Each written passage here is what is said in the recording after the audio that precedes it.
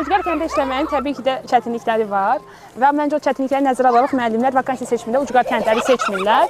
Lakin hər çətinlik aşılandır məncə. Hər çətinliyə dözmək lazımdır. Əgər bir məqsəd varsa. Təhsil naziri Lənkərana səfərində ilk sənlə görüşdü.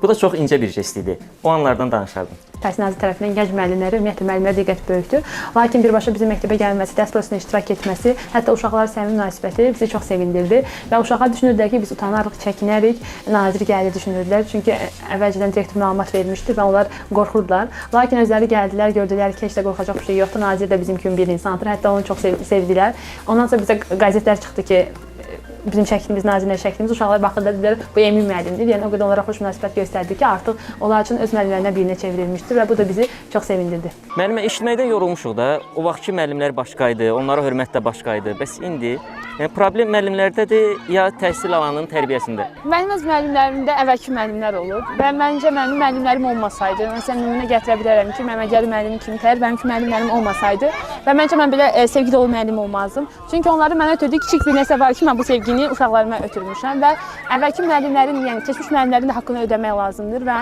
mən həmişə onlardan söz düşəndə ağız dolusu danışıram. Çünki bizi yetişdirən onlardır. Necə biz də bir vaxt gələcək, biz də əvvəlki müəllimlər, qoca müəllimlər olacağıq.